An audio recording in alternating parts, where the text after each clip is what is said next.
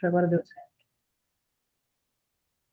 Deixa eu só deixar aqui aberto também para as pessoas que chegarem, eu conseguir rapidamente colocá-las. Então, gente, muito boa tarde. É com uma satisfação enorme que nós iniciamos, eu e a Amanda, hoje, esse grande movimento de formação permanente dos assessores pedagógicos no Brasil e no exterior. Nossos trabalhos de hoje vão ter 3 momentos. Primeiro, eu vou pedir licença a vocês, porque eu vou ter que fazer a abertura desse evento.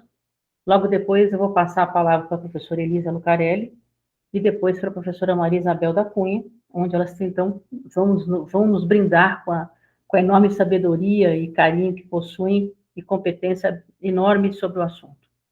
Logo depois, eu vou tentar abrir um pouco para perguntas, lembrando que nós temos um teto até para que possamos ficar nesse espaço, né? Então, depois eu vejo com vocês a possibilidade delas também conseguirem responder algumas perguntas que provavelmente vão surgir. Então, eu estou dando, então, as boas-vindas a vocês que escolheram estar conosco nesse espaço de produção de conhecimento. Agradecemos a presença de pessoas que ocupam cargos tão importantes, como a reitoria, pró-reitoria de graduação, de ensino, de inovação pedagógica.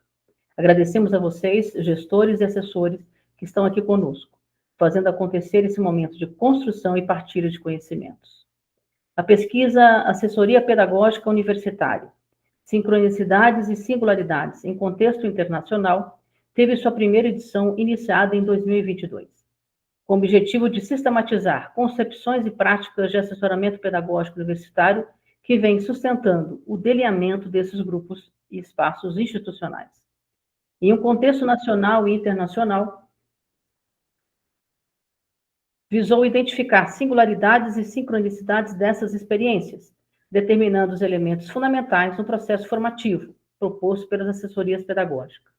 De tal modo, a pesquisa buscou valorizar essas experiências, integrando as instituições e pesquisadores parceiros da pesquisa, permitindo uma difusão de conhecimentos sobre esses espaços formativos, que são as assessorias pedagógicas universitárias. Foram parceiros da pesquisa em sua primeira edição pesquisadores das universidades: Universidade República do Uruguai, UDELAR, Universidade de Buenos Aires, UBA, Universidade de São Paulo, Universidade do Minho, Universidade do Porto, Universidade Estadual, só um minutinho, de Campinas, Universidade Estadual do Interior Paulista, Unesp, Universidade Federal de Alfenas, Universidade Federal de Minas Gerais, Universidade Federal de Pelotas, Universidade Federal de São Carlos, Universidade Federal de São Paulo. Nessa segunda edição de pesquisa, estabelecemos, dentre as metas, a construção de uma proposta interinstitucional comum de ação formativa envolvendo assessores e gestores de cada instituição representada na primeira edição. Esse espaço de formação visa consolidar discussões que levem à valorização institucional dos setores de assessoramento pedagógico, como estratégia imprescindível para a qualificação das práticas pedagógicas e na mesma medida que se constitui a responsabilidade com o desenvolvimento profissional docente. A Carlinda conseguiu entrar. Oh, beleza, Carlinda, seja bem-vinda. Nós estamos aqui num momento de apresentação, né, e dando boas-vindas a todos vocês. Sobre esse objetivo, aqui estamos. A programação se inicia hoje com a formação referente a fundamentos do serviço de assessoramento pedagógico à luz da pedagogia universitária, ministrada pelas referências neste campo, professora Mabel, da Universidade Federal de Pelotas, e a professora Elisa Lucarelli, da Universidade de Buenos Aires. Em maio, as duas são referência nacional e internacional sobre assessoramento pedagógico, sobre formação de professores no contexto universitário, sobre didática do ensino superior. Então, vocês são as nossas grandes referências. Então, nada como começar esse evento com a presença tão ilustre e importante de vocês. Em maio, teremos a formação Modos de Pensar e Fazer a Formação, Experiências, Ideias, a Concretização, ministrada pelas professoras Nancy Peri, da UDELAR, Elaine Mandonato e Fernando Galizia, ambos da Universidade Federal de São Carlos. Junho é a vez das professoras Carlinda Leite, da Universidade do Porto, e Noeli Rivas e Márcia Catano, ambas da USP, com a formação Alcance do Serviço de Assessoramento Pedagógico e Formação Docente, a educação inclusiva em suas múltiplas dimensões. Agosto, contamos com a formação Alcance do Serviço de Assessoramento Pedagógico e Formação Docente, Tecnologias e as Novas Exigências para as Práticas Docentes, de responsabilidade da professora Maria Flores, da Universidade Federal de Minas Gerais, e Silva Batista, da Unifesp. E no mês de setembro, teremos os professores da Unicamp, Mara Sordi e Arnando Pinto Júnior, ministrando a formação vinculada à gestão e apoio institucional, a sustentabilidade dos serviços e espaços de assessoramento pedagógico universitário. E fechando o ciclo de formação, teremos em outubro atividades políticas institucionais relativas ao serviço de assessoramento pedagógico e formação de agendas para o ensino superior, o papel político do assessor pedagógico universitário e o acompanhamento do serviço de assessoramento, ministradas por mim e pela Amanda Xavier, da Unifal. É importante vocês entenderem que toda essa programação veio do estudo referente à pesquisa que realizamos.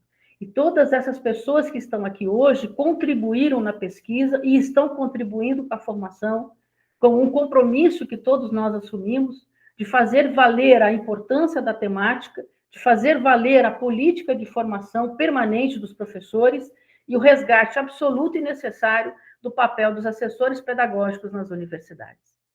Agora eu vou contar um pouquinho da enorme experiência que tanto a professora Elisa quanto a professora Mabel possuem. Então, vou pedir licença para fazer uma pequena leitura, não dá para a gente falar sobre tudo, né? De tudo que essas mulheres maravilhosas realizam. Mas eu vou contar um pouquinho. Então, a professora Elisa Lucarelli é professora, bacharel e doutora em Ciências da Educação pela Universidade de Buenos Aires, ministra a disciplina Pedagogia e Didática Universitária e é pesquisadora da categoria 1, máximo, do Sistema Conselho Nacional de Pesquisa da Argentina. Era professora titular, hoje aposentada, de Didática no Ensino Superior, no Departamento de Ciências da Educação da Faculdade de Filosofia e Letras da Universidade de Buenos Aires. No IICE, criou o Programa de Estudos em Sala de Aula Universitária, que hoje continua a enquadrar os projetos relevantes da Universidade de Buenos Aires até hoje.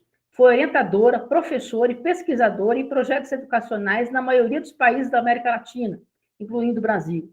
Atualmente é professora de pós-graduação na Universidade Nacional de 13 de Fevereiro, ministrando seminários sobre didática das instituições de ensino superior, designer e gestão curricular no mestrado, e ainda ministra o seminário O Currículo como Objeto Complexo, Construções Atuais e Projeções. Atua ainda no doutorado em Políticas e Gestão do Conhecimento e da Educação Superior da mesma universidade. Professora do mestrado em docência, professora do mestrado em docência universitária da Universidade da República do Uruguai e outros cursos de pós-graduação em universidades nacionais, argentinas e o contexto latino-americano. Ela é consultora de pesquisa do projeto de pesquisa baseado no IICE, UBA, diretora de 2 projetos de pesquisa na mesma instituição, também na Universidade Nacional de 13 de Fevereiro e pesquisadora do projeto de pesquisa NEI Mercosul, sediado nesta última universidade. É diretora de tese de doutorado nesta faculdade e em outras universidades nacionais, e também autora de artigos em publicações e livros argentinos e estrangeiros em sua especialidade. A professora Maria Isabel da Cunha possui graduação em Ciências Sociais pela Universidade Católica de Pelotas, graduação em Pedagogia pela Universidade Católica de Pelotas, mestrado em Educação pela Pontifícia Universidade Católica do Rio Grande do Sul e doutorado em Educação pela Universidade Estadual de Campinas. Realizou estudos de pós-doutoramento nas universidades de Complutense de Madrid e de Sevilha. Atuou como supervisora pedagógica da Escola Técnica Federal de Pelotas e como docente titular da Faculdade de Educação da Universidade Federal de Pelotas. Foi professora titular do PPGE de Educação da Universidade do Vale do Rio dos Sinos, foi membro do comitê da CAPES e do CNPq, participou da comissão que propôs o SINAI, é docente convidada da Fundação Universitária Universidade Federal de Ciências da Saúde de Porto Alegre, tem experiência na área da educação, com ênfase em educação superior, atualmente atuando principalmente nos temas que envolvem a formação de professores e a pedagogia universitária. Orienta dissertações e teses e tem expressiva produção intelectual em artigos e livros. Coordena o grupo de pesquisa em pedagogia universitária, alinhado ao PPGE da Universidade Federal de Pelotas. E aí recebe, então, o prêmio de professora emérita, que eu fico muito feliz e compartilho com tua alegria e me emociono bastante, e também é pesquisadora sênior do CNPq. Então, com vocês, duas pessoas maravilhosas que carregam em si o dom de ter tanta competência nas áreas, mas, ao mesmo tempo, uma competência humana que nos faz acreditar na educação e tê-las como exemplo de formação. Muito obrigada antecipadamente por vocês duas, pela presença de todos. E agora eu passo a palavra para a professora Elisa Lucarelli e logo depois para a professora Maria Isabel. Buenas tardes a todos y a todas, autoridades de esta Universidad Estadual Paulista Julio de Mezquita Filo, a la querida María Antonia, a Mabel por supuesto, y a todos los participantes, muy buenas tardes y mi agradecimiento a esta universidad, al proyecto María Antonia, por darme esta oportunidad de trabajar un poquito con este distinguido grupo de participantes. Voy a hablar en español, divagado, lo mejor que pueda, y ustedes van a disculpar esta forma de comunicar. Cuando me propusieron con Mabel hacer una exposición para inaugurar estas actividades, pensé que podría interesarles a los colegas brasileños alrededor de este actor tan importante de la pedagogía y la didáctica universitaria que tiene ese lugar en Argentina. De allí que organicé esta exposición alrededor de preguntas que espero que los motiven a ustedes a querer profundizar en las vicisitudes del asesor pedagógico universitario, tal como se da en mi país y un poco más allá en la región. Amanda, por favor. Entonces, las preguntas giraron alrededor de cómo surgió, cómo se fue gestando el espacio institucional de estos actores en la Argentina, cómo se fue construyendo la identidad profesional de ellos, qué piensan, qué sienten las instituciones universitarias acerca de este asesor, qué factores han sido favorables para su legitimación y cuáles no. Amanda, por favor. Estos serían los temas entonces alrededor de los cuales vamos a trabajar. La participación de los APU es la sigla con que abreviamos asesores pedagógicos universitarios, porque es demasiado largo el nombre.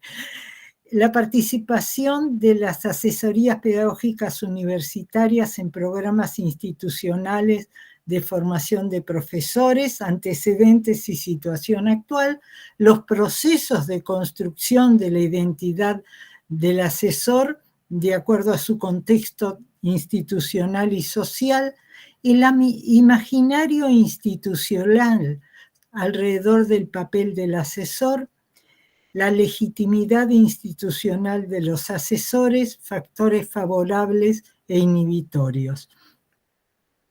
Entonces, Amanda, vamos a comenzar con la participación de los APUs en programas institucionales de formación de profesores, antecedentes y situación actual.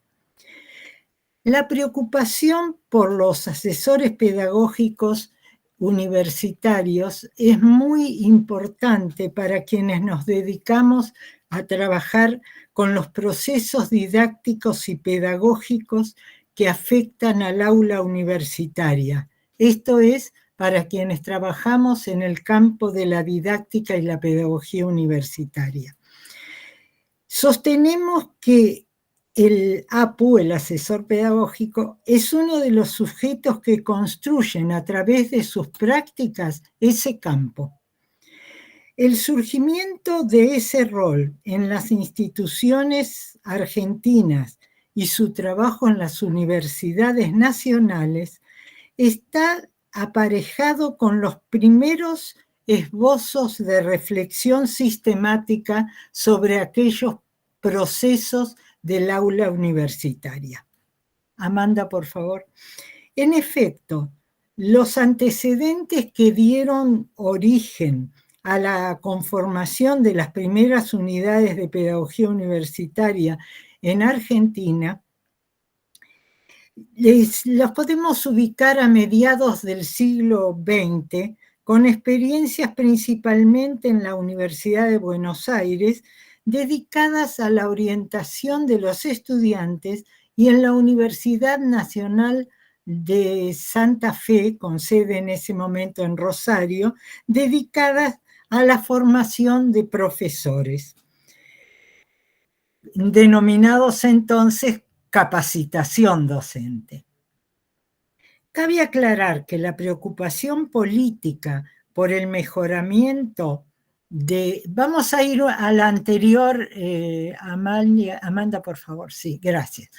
Entonces, decíamos que la preocupación política por el mejoramiento de la calidad de la educación universitaria se remonta a más de un siglo atrás, con la reforma universitaria de Córdoba en 1918, que abrió la oportunidad para reconocer la centralidad de los estudiantes como destinatarios y protagonistas de la institución, no solo en su gobernanza, sino en el impulso para el reconocimiento de un rol activo del estudiante en los procesos de enseñanza y aprendizaje. La renovación de las cátedras a través de concursos abiertos fue otro de los postulados, desafiando así el sostenimiento de estructuras caducas de los equipos docentes. Estos movimientos fueron acompañados por el aumento de la población estudiantil, originando a comienzos del siglo XX la incorporación a las aulas de las capas medias. Pero es en la década del 50-60 del siglo pasado que en las universidades nacionales y particularmente en las facultades de las ciencias de la salud, que se concretaran esos principios en estrategias institucionales. Coinciden con la búsqueda por parte de la institución en convertirse en un actor de la planificación del desarrollo nacional, sostenida por el surgimiento de un pensamiento latinoamericano en el campo de la ciencia y la tecnología. Estos procesos fueron interrumpidos, Amanda, ahora sí, la que sigue, interrumpidos por los reiterados regímenes dictatoriales que se dieron durante gran parte del siglo XX. Con la recuperación de la vida democrática en el país y en las universidades a mediados de los 80, se fortalecen las políticas tendientes a posibilitar el ingreso a las universidades de todos aquellos que quisieran proseguir estudios universitarios. Las estrategias políticas y organizativas orientadas a la concreción de ese fin, entre ellas, además del ingreso irrestricto, la interiorización de la educación superior, han permitido incorporar a las aulas ahora a poblaciones de sectores históricamente marginados, con realidades culturales propias que difieren de las tradicionalmente presentes en las instituciones, es decir, la incorporación de los sectores populares de nuestro país. Es decir, que la problemática de la atención, inclusión, exclusión, se hace presente también para el estudiantado universitario, desafiando las condiciones institucionales para atenderlos y entre ellas desafiando a sus profesorados, la mayoría de los cuales no estaban preparados o no están preparados para aceptar ese desafío, y orientarlos en la búsqueda para dar respuestas satisfactorias de manera de atender a estos sectores populares, del campo popular.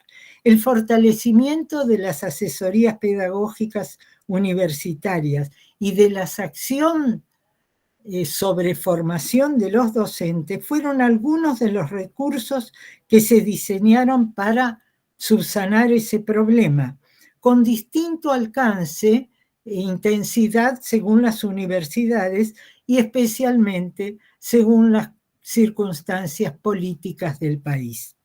Los embates contra la cultura, la educación y la ciencia presentes durante la última dictadura y también ya en nuestro periodo democrático por la acción de gobiernos neoliberales y con intereses foráneos, como sucede en la actualidad, se manifestaron en la drástica disminución del financiamiento del sector educativo, atentando contra el desarrollo de medidas tendientes a retener en las aulas a ese estudiantado, como son las asesorías pedagógicas. Otra diapositiva, Amanda. En las universidades argentinas, el asesor pedagógico va construyendo su espacio según las demandas, características y políticas de la institución en la que desarrolla su acción. En la Universidad de Buenos Aires, a mediados de los 80, en el propio periodo de normalización, es decir, cuando la universidad recobró su autonomía, el cogobierno y el ingreso irrestricto, en ese momento, por disposición del rectorado, se organizaron a nivel de facultades comisiones asesoras para modificar los planes de estudio de la dictadura. Estas fueron como el germen en época democrática de las asesorías pedagógicas actuales. Cada facultad fue entonces diseñando la conformación de la asesoría. En la mayoría de los casos eran equipos integrados por 1 o 2 pedagogos. En algunos pocos era más numeroso e interdisciplinario. En otros era un rol unipersonal. En el caso de las facultades de Ciencias de la Salud, la situación fue un poco diferente, porque el recorrido histórico fue más largo y en cierta medida autónomo, respondiendo a los impulsos de las asociaciones y organismos internacionales, como la Organización Panamericana y la Organización Mundial de la Salud. En las otras universidades del país, el desarrollo fue más o menos análogo, siguiendo siempre las condiciones sociohistóricas y políticas de la institución. Amanda, por favor. El segundo tema se refiere a los procesos de construcción de la identidad del APU en función de su contexto institucional y social. Perdón.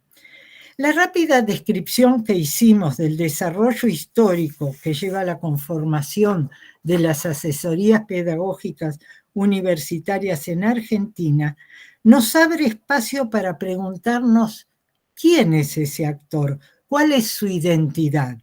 Al respecto, es interesante señalar con Adriana Weber que el concepto de identidad hace alusión a un sujeto y a su definición como tal, es decir, responde a la pregunta ¿quién soy? Esta pregunta, a su vez, nos lleva y nos llevó en nuestras investigaciones a volver sobre la institución en la que se desempeña el APU, para comprender cómo ella condiciona la práctica y ayuda a configurar su identidad profesional, ¿no? Como tal. Reconocemos con los institucionalistas y los sociólogos, Dubar en este caso, que la identidad se construye siempre en un proceso de socialización, donde median identificaciones y atribuciones con los otros. Son transacciones objetivas y subjetivas entre la identidad atribuida y la identidad asumida. En pocas palabras, según la misma autora Weber, la identidad se presenta como un proceso de construcción permanente de apropiación subjetiva del mundo social. Las investigaciones que hemos iniciado en los últimos años de la década del 90 y continuadas en este siglo, nos han permitido reconocer algunos rasgos de ese proceso constructivo de la identidad del APU. Amanda, por favor. Para adentrarnos en este proceso, nos hemos valido del análisis de sus prácticas, las cuales se fueron ampliando y complejizando en ese desarrollo.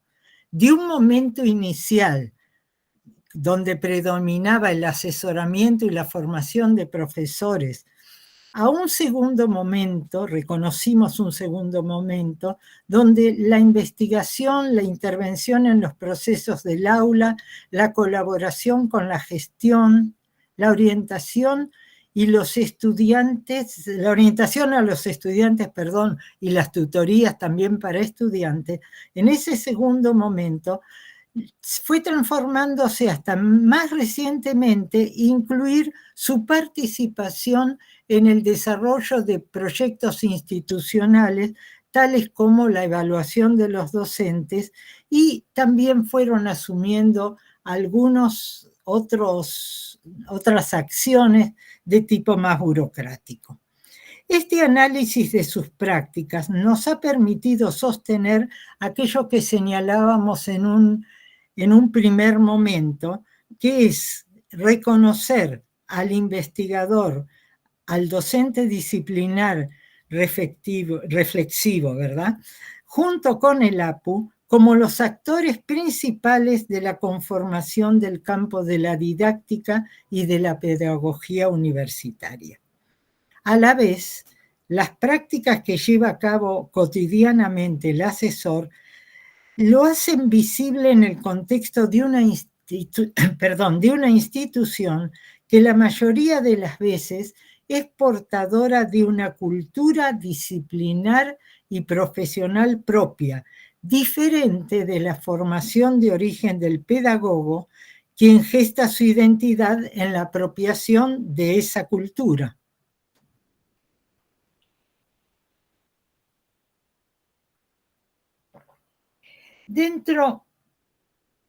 En este contexto, diríamos que la conformación junto con esos otros actores permite al asesor ir conformando un espacio disciplinar al que me voy a referir seguidamente, y este se constituye como una de las tareas apasionantes que emprende un asesor pedagógico universitario. Dentro de este encuadre, entonces, se entiende que el asesor pedagógico universitario se identifica como sujeto que encarna una profesión de ayuda, situada y definida por su contexto histórico y social, y que se hace eco de determinaciones institucionales, las cuales marcan las características idiosincrásicas de sus propias prácticas. Esta perspectiva sobre la identidad del APU se hizo presente en las investigaciones que llevamos a cabo con el equipo al cual fundé y pertenezco, estudios sobre el aula universitaria de la Universidad de Buenos Aires. La primera investigación desarrollada en la década del 90 del siglo pasado, Paradojas de un rol, el asesor pedagógico en la universidad, fue delineada, y esto me parece de interés, sobre la base de una acción de formación que desarrollamos acerca de los procesos que hacen a la construcción de la identidad del rol, y se realizó con la participación de los propios asesores. Este seminario de posgrado, que implicó 3 cohortes, fue la primera acción formativa destinada a los APU, a los asesores pedagógicos universitarios. Las investigaciones posteriores, en las primeras décadas de este siglo, ya de carácter internacional, las realizamos, en el caso de nuestro país, bajo mi dirección y la de la colega Claudia Finkelstein, con la participación de otros grupos de universidades nacionales argentinas y teniendo como parceiros a investigadores brasileños y uruguayos, con la conducción de Mabel y de Mercedes Collazo, respectivamente. Este proceso derivó en que participáramos en la investigación Asesoramiento Pedagógico Universitario, Singularidades y Sincronicidades en un escenario internacional, que las colegas de esta universidad, bajo la dirección de María Antonia, llevaron a cabo. La responsabilidad directa en las acciones de esta última investigación para Argentina fue de dos integrantes de nuestro equipo UBA, Walter Viñas y Mercedes Lavalleto. Todos estos estudios nos han permitido ampliar y sistematizar el conocimiento sobre la identidad del APU, el rol que cumplen y la incidencia en la formación pedagógica de los docentes. Amanda, por favor. Esto nos obliga nuevamente a seguir insistiendo en dar respuesta a la pregunta que el mismo asesor pedagógico universitario se sigue haciendo: ¿quién soy? El análisis de la identidad buceando en la profesión nos permite ver el alto grado de complejidad que evidencia su conformación. En este sentido, tal como lo señaláramos, el APU va construyendo su identidad en una doble dimensión: la propia con los rasgos de su profesión de origen, y una segunda que va logrando a través de una formación de tipo incidental en servicio, por su trabajo en servicio, al adquirir contenidos epistemológicos, psicológicos, sociológicos, propios de la institución en la cual él está trabajando. Los APU muchas veces asisten sistemáticamente a las aulas de las asignaturas de esa institución.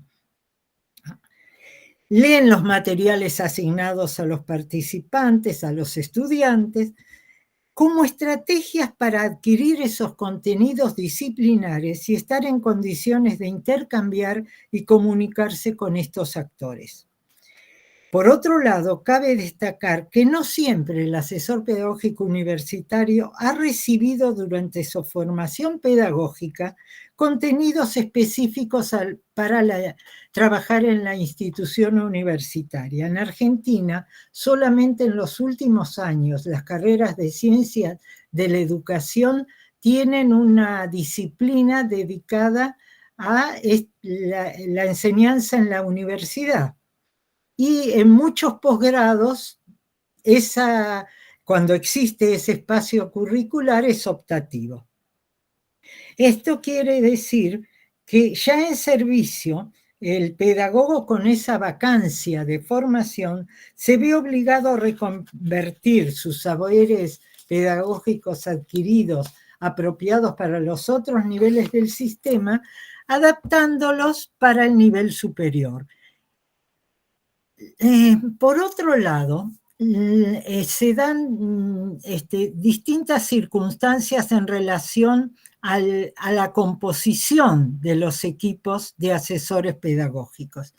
La presencia de equipos homogéneos, integrados exclusivamente por cientistas de la educación o cientistas sociales, se da en la mayoría de las universidades nacionales argentinas.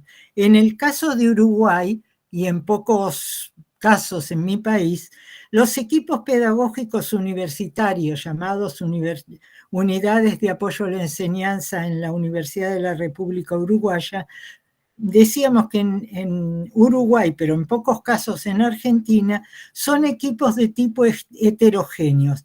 Esto es, integrados por pedagogos y por profesionales de los cursos del servicio o facultad en la que se desempeña.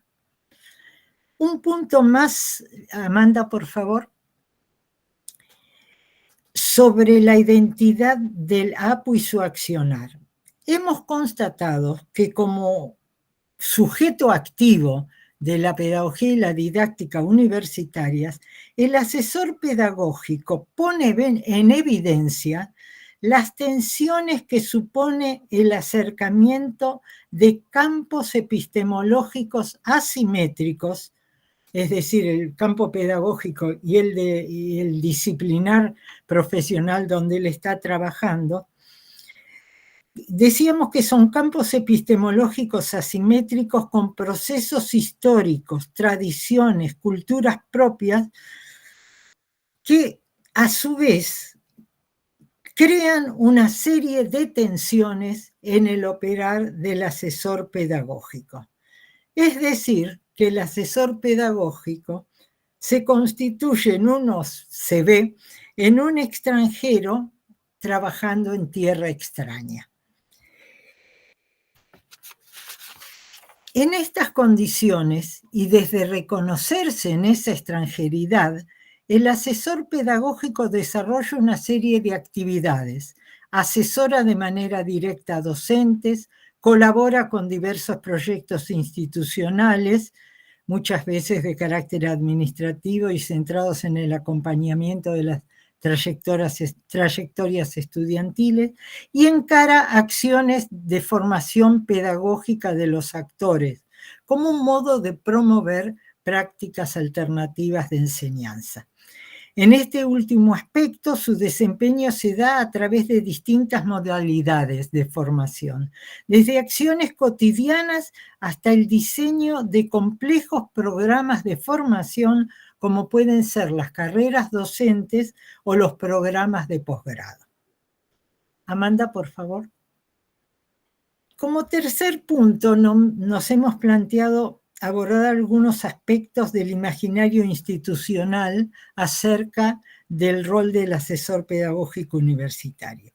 El concepto de imaginario social, igual que el de extranjeridad, puede considerarse como una posible herramienta metodológica para la investigación, y así lo hemos hecho en nuestros estudios. En contraposición con perspectivas dicotómicas de la relación individuo-sociedad y acentuando la importancia de una mirada dialéctica para analizar los sucesos sociohistóricos, autores como Castoriadis enfocan lo real y lo imaginario como partes de un mismo proceso. Esto es, se sostiene que lo real es imaginario y lo imaginario es creación de la realidad.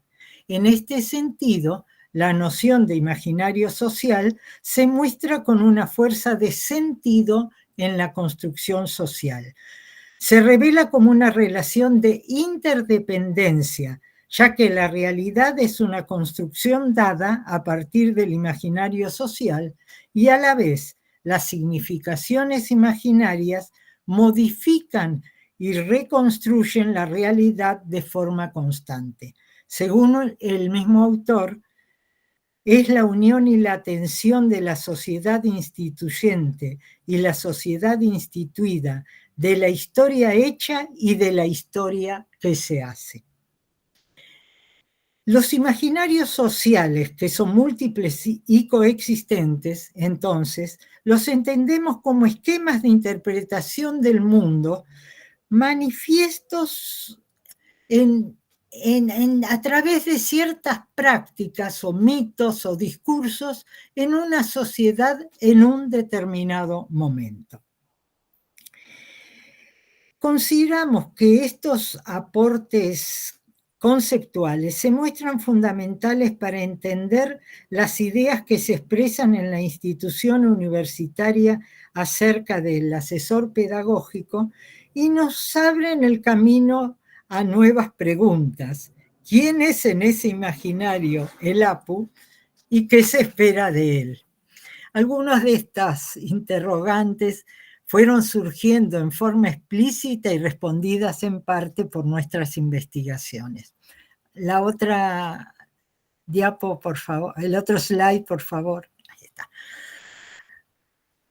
Al consultarle a un grupo de asesores pedagógicos acerca de las expectativas institucionales acerca de su rol, ellos hacen mención a un espectro diverso y amplio, en el que incluyen aspectos de índole general, involucrando al conjunto de la institución, y otros de alcance más restricto que afectan a los procesos que se dan al interior de la vida de las cátedras, de los equipos docentes. Este imaginario incluye tanto la intervención del APU en problemas pedagógicos y didácticos caracterizados por su complejidad e integralidad, como otros de índole estrictamente técnica. Se esperan recetas, expresa uno de los asesores haciéndose eco de esas expectativas demasiado técnicas. Otras veces las demandas al APU reflejan que se lo considera un sujeto omnipotente, un mago que puede con todo, en palabras de otro asesor. De esta manera se entrecruzan expectativas contrapuestas sobre la resolución de situaciones problemáticas complejas, unas que esperan la elaboración de un plan deliberado para encarar el problema, con otras que exigen respuestas inmediatas y efectistas. Uno de los asesores metaforiza su rol, da una metáfora sobre su rol acerca de estas últimas tipos de respuestas que se esperan de él, diciendo que lo ven como un bombero listo para apagar cualquier incendio. En las investigaciones dirigidas, en la última investigación dirigida por María Antonia, en la parte correspondiente a Argentina, nuestros compañeros Walter y Mercedes recogieron este testimonio de una APU. La falta de reconocimiento de los profesionales que realizan tareas de asesoramiento impacta directamente en su tarea y en la legitimidad del área dentro de las dinámicas institucionales. Fuerte. Pasamos a la otra diapo. Ahí está. Vamos entonces a encarar el último tema, la legitimidad institucional de los asesores pedagógicos universitarios, factores favorables e inhibitorios. La legitimación institucional del APU, como todo proceso sociohistórico, depende de una variedad de factores relacionados con la valoración y el reconocimiento que acerca de lo pedagógico y lo didáctico, y por tanto de la educación en su conjunto, sostiene la comunidad académica con la que trabaja el asesor, pero también la sociedad en su conjunto. Las asignaciones presupuestarias para el sector educativo y las remuneraciones para el personal de este sector educativo son muchas veces expresión de esas valoraciones. Los factores políticos en general y políticos institucionales en las universidades inciden en ese reconocimiento, influyendo en el grado de legitimidad del rol y de las funciones de un APU. Amanda, por favor. Nuestras investigaciones nos permitieron comprender que en la mayoría de las universidades argentinas la legitimación institucional del APU es débil y frágil. Uno de los indicadores que hacen a esa condición lo representa la falta de estabilidad en los cargos. Los cargos de asesorías pedagógicas son prácticamente no concursados y los APUs se desempeñan como personal interino o contratado, aun cuando permanecen trabajando en la misma institución por tiempo prolongado y a veces se aposentan siendo interinos. Por otro lado, el análisis del proceso que hace a la estructuración actual de estas unidades evidencia un camino sinuoso con alteraciones, avances y retrocesos en la consolidación del asesor pedagógico.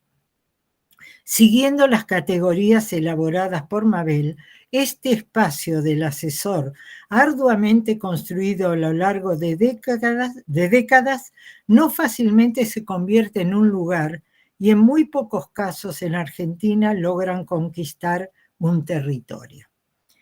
La fragilidad entonces en la legitimación del estatus del APU se evidencia asimismo en la falta de homogeneidad acerca de su localización administrativa, su nominación y dependencia institucional. En cada universidad, la unidad recibe distintos nombres y ubicación administrativa: división, dirección, servicio, gabinete, centro técnico-pedagógico, entre otros. Otro tanto se advierte en cuanto a su dependencia. Pueden depender en algunos casos del rectorado, en otros casos, en la mayoría diría yo, dependen de las facultades y principalmente de su secretaría académica. Como factor favorable, vamos a la otra diapositiva, Amanda, como factor favorable a la consolidación del APU como profesional académico, no técnico, en estos espacios institucionales, hemos observado la tendencia creciente a ser convocado para realizar proyectos interesantes para la institución, como por ejemplo las tutorías para los estudiantes, la evaluación de la evaluación de los profesores o la acreditación de las carreras. Esta situación de tan variada gama de actividades también lo limita para poder dedicar tiempo a una actividad anhelada según el discurso de los asesores y que podría contribuir a su aceptación como miembro pleno de la comunidad académica donde trabaja. Me refiero particularmente a la investigación, que es una actividad muy anhelada, reitero, por los asesores pedagógicos. Otras acciones que han sido coadyuvantes para la búsqueda de la legitimidad del rol del asesor y su fortalecimiento en Argentina han sido la creación en el año 2008 de una red APU que asoció a los asesores pedagógicos. Y de allí surgieron también la realización de eventos, encuentros periódicos dedicados sobre la temática del asesor pedagógico. Estos encuentros de asesorías pedagógicas universitarias desarrollados por más de una década fueron primero nacionales 3 y luego latinoamericanos otros 3. El último, en el año 2019, fue organizado por la UDELAR en Paysandú, Uruguay. Lamentablemente, estos eventos que nuclearon a un número significativo de APUs argentinos y latinoamericanos, tuvimos la suerte de contar muchas veces con los colegas uruguayos, decía que lamentablemente se interrumpieron estos encuentros y se debilitó la red, digo yo, en ocasión de la pandemia COVID-2020, cuando ya estaba programado el 7º encuentro en una universidad argentina. Cuando pasada esta catástrofe ya se estaba preparando su realización para el 2024, las políticas neoliberales del gobierno actual, orientadas a la anulación de lo estatal, el desfinanciamiento de la educación pública, de las universidades nacionales y del sistema científico-tecnológico en particular, impidieron hasta ahora la realización de un nuevo encuentro. Es una pena. En todos estos congresos fuimos observando un recurrente: la necesidad de los asesores de encontrarse en un espacio que para ellos era fundamentalmente de formación. En todos los encuentros manifestaban la inquietud de construir una acción de formación continua para el asesor pedagógico universitario. Creo que aquí, en esta Universidad Estadual Paulista, esa inquietud se está convirtiendo en realidad y abre caminos para seguir tejiendo conocimientos y experiencias sobre el rol del asesor pedagógico y su incidencia en la mejora de la educación universitaria. En función de esto, seguimos sosteniendo que las actividades que desarrolla el asesor pedagógico universitario pueden involucrar grados de innovación en el statu quo institucional, conformando verdaderos espacios instituyentes, aun cuando no siempre son reconocidas como tales por otros actores de la institución. Amanda, por favor.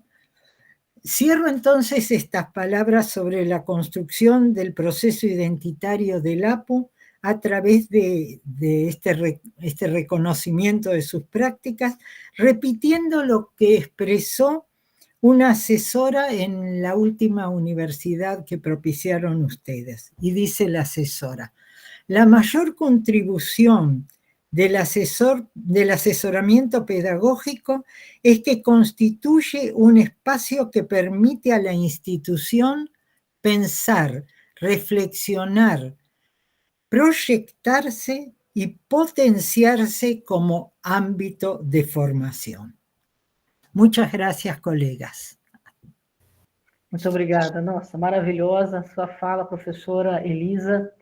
Muito bonito a trajetória histórica que a senhora trouxe, desde o surgimento, né, desta luta de valorização do espaço de assessoramento na Argentina, trouxe várias palestras e vários eventos que foram realizados, várias pesquisas que foram realizadas, apontando, por um lado, o fortalecimento desse campo e, ao mesmo tempo, a fragilidade que temos vivenciado em outros aspectos, que, de certa forma, acabam impactando fortemente a própria caracterização do trabalho do assessor e a sua legitimidade enquanto campo profissional.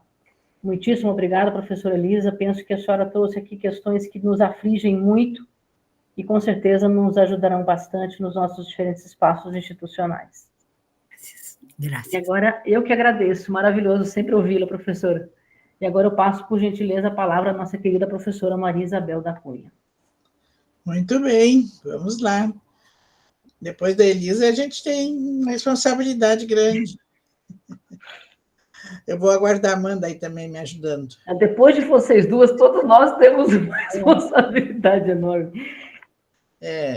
Eu usei a mesma tema que eu tinha usado no outro encontro, porque eu acho que nós continuamos sendo um tema emergente, né, os nossos das assessorias pedagógicas, e nem sei por quanto tempo, mas nós estamos lutando para que ele realmente também vá assumindo a sua condição, né, de pelo menos de um lugar efetivo na universidade.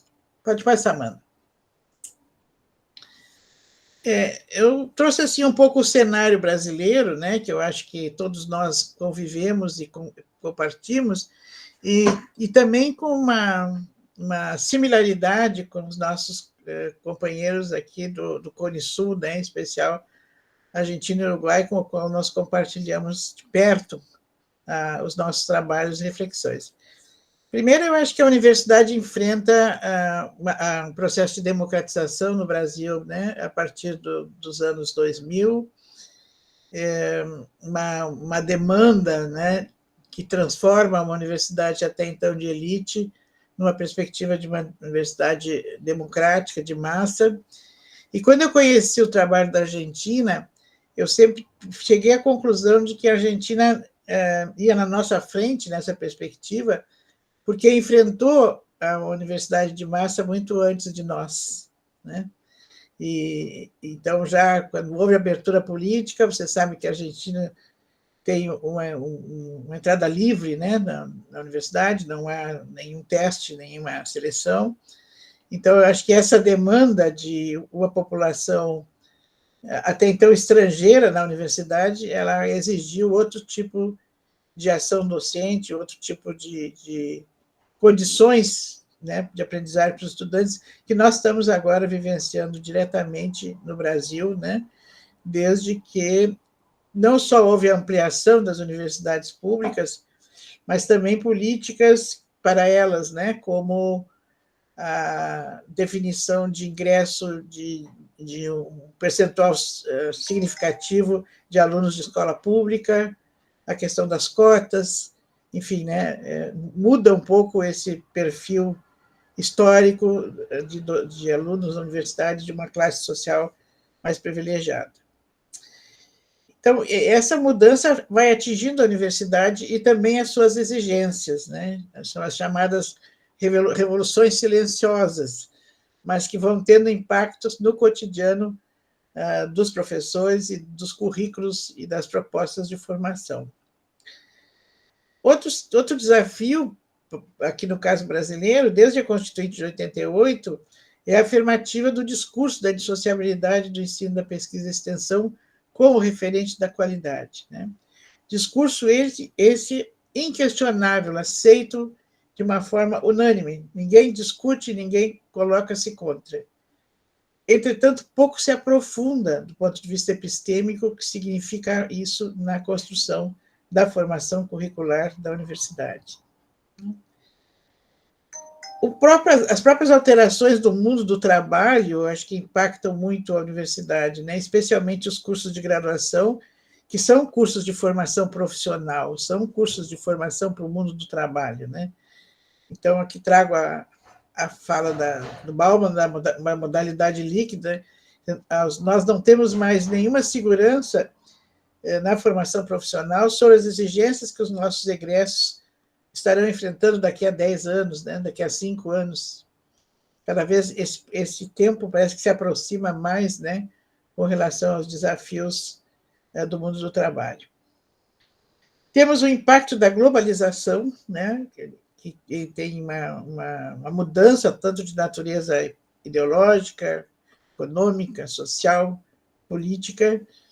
Então, nós deixamos de ser uma ilha, né, nos nossos países, mas nós estamos já completamente articulados e recebendo positivamente ou não esse impacto da globalização. Vivemos um tempo da inclusão educativa, né, e da interculturalidade, também dois termos que são relativamente novos na história da universidade brasileira, né, com a qual ela ainda se debate do ponto de vista de uma prática que responda, digamos assim, a esses dois princípios, né? E as implicações da tecnologia da informação no campo pedagógico, que, por um lado, apaixona alguns, por outro lado, assusta outros tantos, né? E nós estamos aqui nessa perspectiva. Pode passar, Amanda. Bom, o que esse cenário traz para os docentes, né? Quando falo em docentes, penso muito na prática pedagógica desses docentes, né? Primeiro, nós teríamos que ter uma mudança dos valores para o recrutamento, né? Houve uma mudança de valores para o recrutamento. Então, a pesquisa assumindo um lugar exponencial de valor na academia, e legitimado por essa compreensão, né? Ela acaba valorizando muito mais a perspectiva se compararmos com o ensino e a extensão. Então, nós sabemos que hoje a seleção dos nossos professores dá muito peso à produção intelectual, né? Aos cursos de mestrado, doutorado, ou seja, as habilidades para a pesquisa. E muito pouco, né, se investe na compreensão da formação para a docência. Há também um afastamento do mundo do trabalho na área profissional, porque grande parte dos nossos professores na universidade pública tem dedicação exclusiva.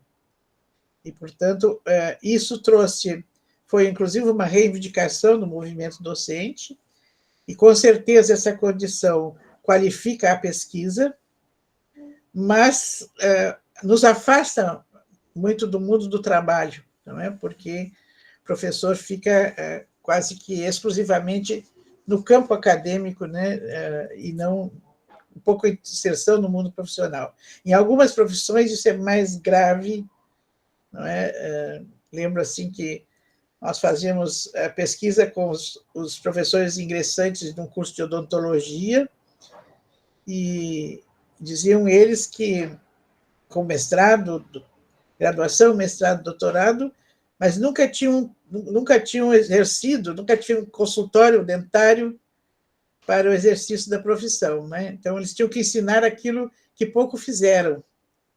não é? Então, isso é uma contingência do que é valor nessa seleção.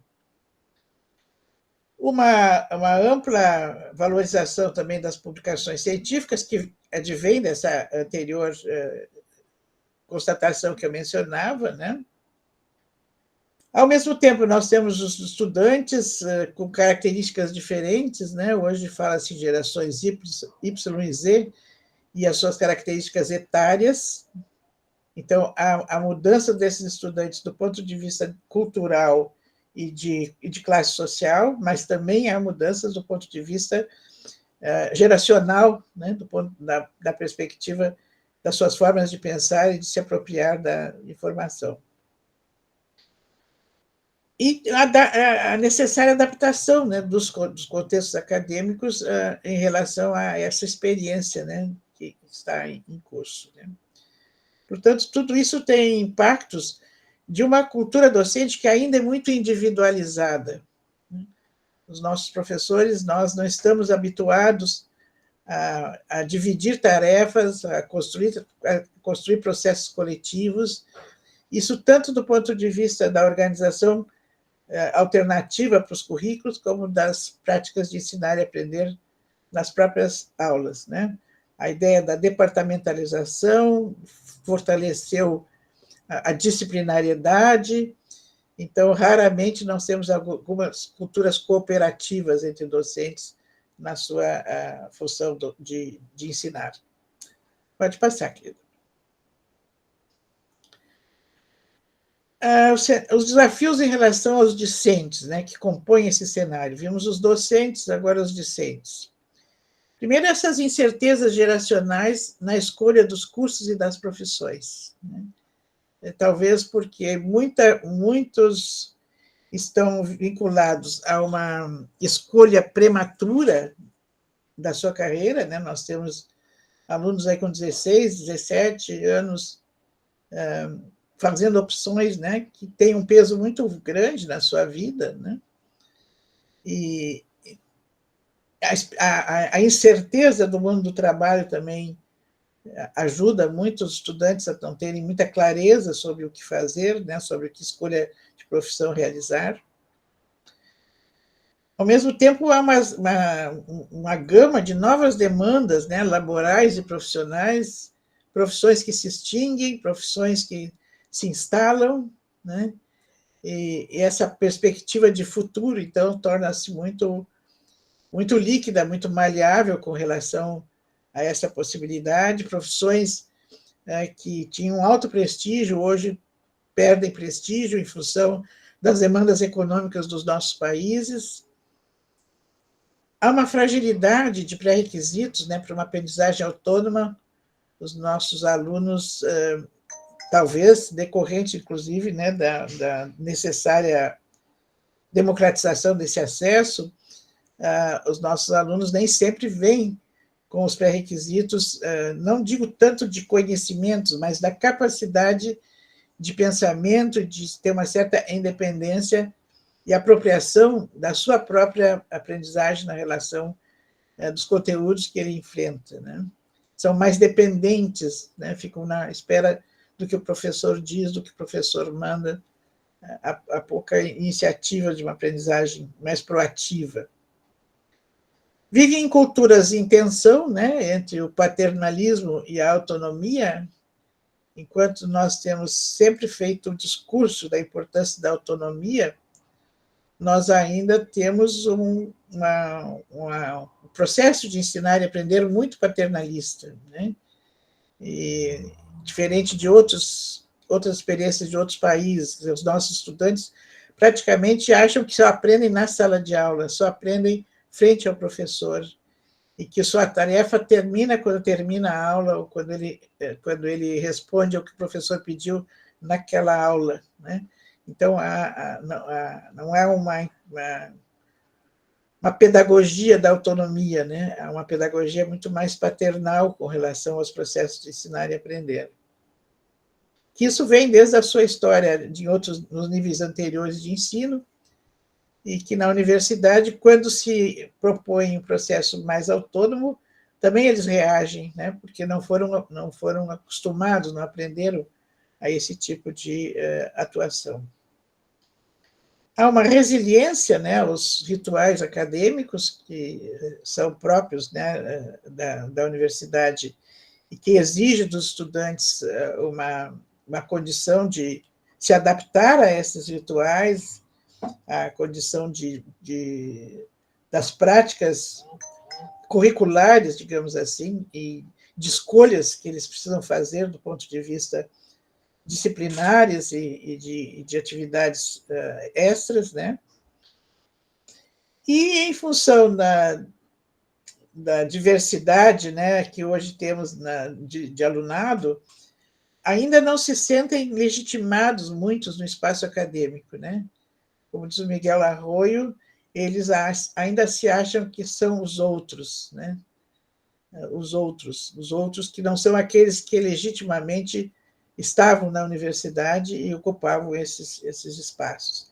Então, falta um pouco ainda a consciência do sistema de pertença, né, do direito que eles têm e que devem corresponder a eles, né, no espaço acadêmico. Bom, então, esses são os cenários que, digamos assim, os assessores pedagógicos enfrentam, né, e, de alguma forma, dão sentido à sua função, porque, sendo como caracteriza muito bem a Elisa, né, a função do assessor como uma função de ajuda, né, são eles recorrentes, né, recorridos exatamente para auxiliar ou minimizar esses impactos, né, tanto para professores quanto para estudantes, dependendo do foco do seu fazer na instituição. Mas esse cenário, como agora a Elisa mencionou e caracterizou muito bem, né, ele tem uma estrutura institucional que não viabiliza esse lugar, território permanente da assessoria pedagógica. E o trabalho da assessoria não se faz numa só gestão referente a um reitor ou uma reitoria, né? O que nós temos visto historicamente é que a cada 4 anos, quando muda, no caso brasileiro, né, quando mudam as reitorias das universidades, não raras vezes com alternância de concepções políticas e pedagógicas, se refaz todo esse processo, não é? Mudam-se as pessoas, esquecem-se dos projetos em andamento e parece que começa-se tudo do zero. Então, isso mostra a fragilidade desse lugar, né? Que deveria ter uma perspectiva muito mais, não digo politicamente exclusivamente, mas epistemologicamente garantida, não é? Independente de quem tivesse o domínio de comandar a universidade. Isso leva, então, a uma transitoriedade, né, nessa dimensão do corpo técnico. Acho que a Elisa já mencionou isso também na Argentina. E no caso do Brasil, nós temos, que eu acho que também difere da Argentina e do Uruguai, quando a maior parte do corpo dos assessores são docentes. No nosso caso, nós temos muitos técnicos, né? Técnicos de assuntos educacionais nas universidades públicas, ou agora a figura do pedagogo. Mas nós sabemos que a formação do pedagogo no Brasil é diferente do profissional das ciências da educação na Argentina e no Uruguai, né? Porque nossa pedagogia é uma pedagogia muito voltada para as séries iniciais da escolarização, né? E muito pouco se vê, se é que se vê alguma coisa do ensino superior, às vezes nem do ensino médio, né? Quanto mais do ensino superior.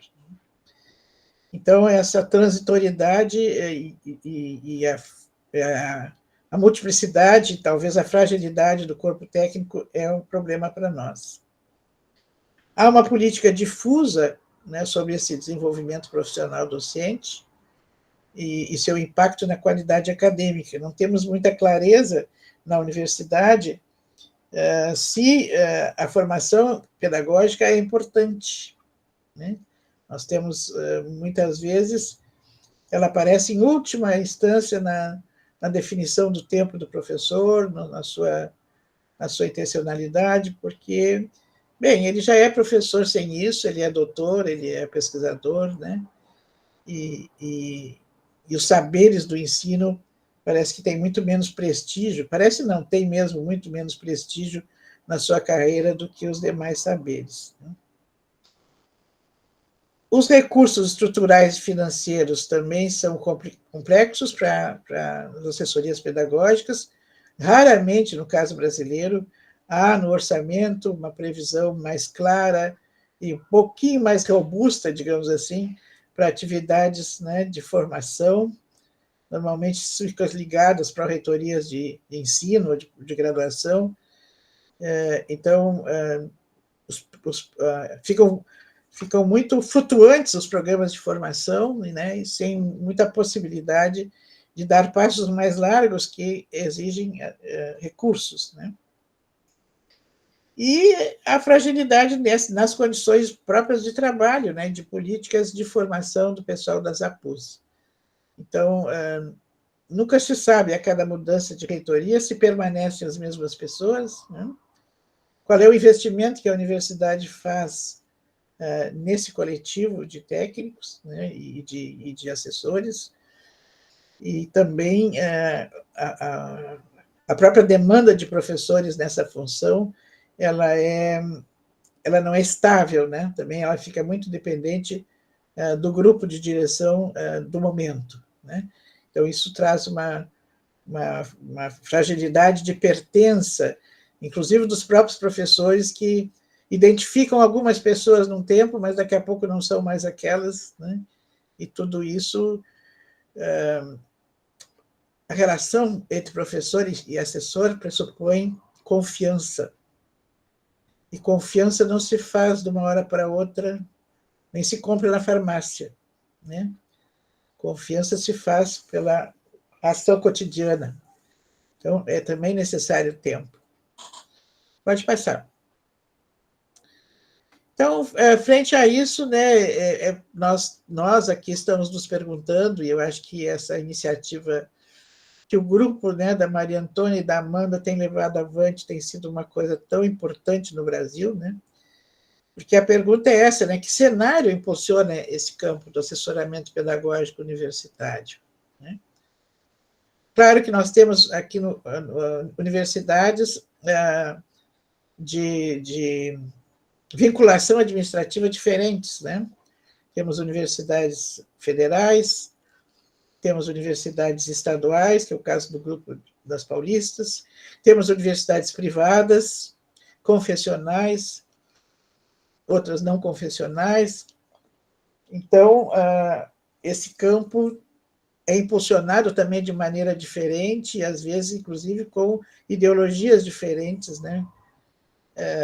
Tanto do ponto de vista das políticas institucionais, como das políticas de governo, no momento, no caso das públicas. E agora mesmo a Elisa mencionou o quanto o impacto desse governo atual da Argentina está trazendo para o próprio andamento, né, de um projeto que já vinha na perspectiva de encontros dos assessores. Então, esse cenário, eu acho que a gente tem que sempre se perguntar por ele, porque ele é importante, né? Também eu acho que é fundamental, e nesse ponto aprendemos muito com a Argentina e agora com o Uruguai, que é incluir na pesquisa do assessor a pesquisa, né? O assessor, sim, ele é um profissional de ajuda, ele vai estar junto para, digamos assim, qualificar as práticas e a formação dos professores, mas no caso da universidade, onde a pesquisa tem um status significativo, é só por ela que nós vamos ter mais legitimidade junto aos pares, né? Então, o desenvolvimento de pesquisas, os grupos de assessoramento não podem ser somente de ação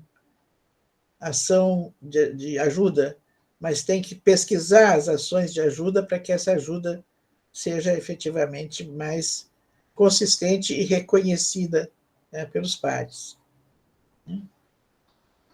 E aí nos perguntarmos constantemente, né, sobre os saberes que são necessários para o exercício dessa função, porque isso teria aqui muito a ver também com o perfil dos assessores, a disposição dessas pessoas em assumir esse papel, né, porque ele envolve decisões também éticas e decisões políticas, né, e um certo compromisso com essa dimensão.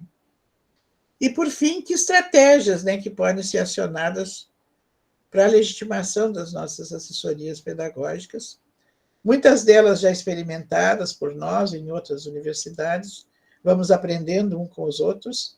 Não há estratégias únicas, nem definitivas, nem melhores, nem piores, mas elas precisam estar disponíveis, né, para que a gente possa lançar mão delas na medida da importância e do significado para aquela situação. Pode passar. Bom, parece que só falei de problemas, né? Eu não quero só falar de problemas. Então, eu acho que também é um cenário que nos impulsiona a acreditar nessa função, né? E lutar por ela. O primeiro, eu acho que o cenário que impulsiona é o próprio reconhecimento universal da necessidade, né, de um movimento de reconfiguração das práticas pedagógicas da universidade. Se a universidade está no momento de transição paradigmática do conhecimento, do mundo do trabalho, enfim, todos aqueles contextos que eu mencionei, isso tem um impacto sobre as práticas pedagógicas que também precisam ser revistas, né, e reconfiguradas. Isso exige, então, um conhecimento do campo pedagógico e que pode ser fundamental, né, na função do assessor. Outro cenário que impulsiona é que nós temos tido um aumento de estudos e pesquisas, né, no campo da pedagogia universitária, que vai evidenciando a emergência da legitimação desses conhecimentos e dos estudiosos e das pessoas que são capazes, digamos assim, de dominá-los, né, e de tomá-los como referente para o seu fazer profissional. Também eu acho que a presença de redes, e eu acho que aqui temos as duas exemplos, né, tanto a rede argentina envolve o Uruguai, como a rede agora desenvolvida no Brasil com a liderança da Antônia e da Amanda, porque as redes elas vão criando essa trama, né? Esse enraizamento das possibilidades, né? Então, eu acho que essa ação que estamos vivendo hoje aqui é um exemplo do resultado dessas redes, né? Onde nós nos encontramos para trocar ideias, para chorar nossas mágoas, mas também para repartir sucessos, repartir experiências, nos fortalecermos coletivamente, né, para que isso possa, enfim, né, impulsionar cada vez mais a nossa condição, porque quando a gente é muito solitário, é difícil de manter essa tesão pelo trabalho, né? Mas se a gente é um coletivo, se a gente está junto, se tem com quem partilhar, não é?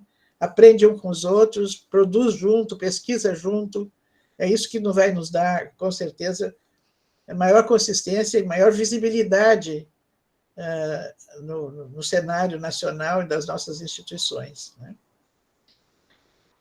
Acho que também o incontestável movimento de denúncia e também de anúncio do impacto da dimensão pedagógica na aprendizagem dos estudantes, né? Nós não temos pesquisado muitos estudantes, acho que nós vamos ter que voltar um pouco para essa perspectiva, porque fica muito claro nas conversas informais e nos dados, né, os dados da reprovação e da evasão, que são muito altos e significativos, né, que mais do que as falas dos estudantes vão mostrando a inadequação deles aos processos de ensinar e aprender no espaço acadêmico. Claro que há outros fatores, né, que impactam a permanência dos alunos, mas muito também se deve à incapacidade da sedução, né, de mantê-los interessados, né, no projeto que escolheram, né? E, por isso, o compromisso da universidade, né, com esse sentido público da sua missão, né, da sua responsabilidade frente ao público. Então, eu acho que esses são cenários que nos convocam, mas também nos estimulam, né, porque eles dão sentido ao que a gente faz e quer fazer, né? Eles respondem positivamente a um entusiasmo que não esmorece, né, mesmo reconhecendo as dificuldades, né, e que é alimentado exatamente pela nossa possibilidade de trocas, né, e de legitimidade acadêmica. Pode passar. Bom, mencionei a importância das pesquisas nesse campo, e eu cada vez mais acho que isso é importante, apesar de que nós, como assessores pedagógicos, não somos somente pesquisadores, né? Nós somos pessoas de ação, da ajuda, mas é que a pesquisa junto, a pesquisa com ou sobre os problemas pedagógicos nos ajudam na ação assessora, né? Então, isso pressupõe a legitimidade do reconhecimento do campo pedagógico como um campo de estudo e de investimento, né? E aqui no Brasil, nas nossas faculdades de educação, isso ainda é muito pouco visível, né? Muito pouco visível. Não temos muitos grupos de pesquisa sobre a pedagogia universitária, né? E, enfim, talvez exatamente por essa histórica ideia, né, de que a pedagogia está ligada ao desenvolvimento infantil, quando muito do adolescente. Então, não é um campo ainda muito alastrado, muito forte, né? A importância também da análise, da divulgação dessas experiências, das estratégias que se colocam em ação, as suas peculiaridades, os seus desafios, e isso pode se fazer por meio de artigos, de publicação do que a gente faz, mas também nos encontros, né, nas comunidades de prática que vem sendo trabalhado. Eu acho que esse trabalho da Amanda tem sido fundamental na rede, que cada vez aumenta mais, né, e que é um fenômeno, me parece, articulando assessores pedagógicos de diversas naturezas, universitários, os institutos federais, das instituições públicas, das instituições privadas, mostra ao mesmo tempo um vigor e uma emergência que as pessoas estão pedindo um SOS, né? Estão pedindo, precisamos estar juntos para podermos fortalecer. Então, acho que essa perspectiva das pesquisas comuns que vocês têm desencadeado com a participação de diferentes universidades ajuda bastante, né? Acho que nós temos que continuar fazendo uma certa denúncia das fragilidades culturais e históricas no âmbito, né, da educação superior, que ainda temos clareza, né, esses buracos negros que ainda não conseguimos desenvolver, né? O estímulo a novos grupos de pesquisa, a reconfiguração de redes, né, que vão fortalecendo o campo teórico e politicamente, né?